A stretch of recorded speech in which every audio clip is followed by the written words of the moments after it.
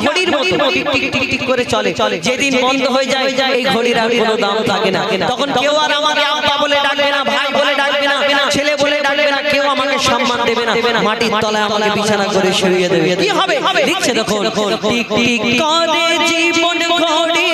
যদি ও গো যাইতে রে ঘড়ির অঙ্গ প্রত্যঙ্গ সব অটোমেটিক যাইলে ঘড়ির অঙ্গ প্রত্যঙ্গ সব অটোমেটিক যাইলে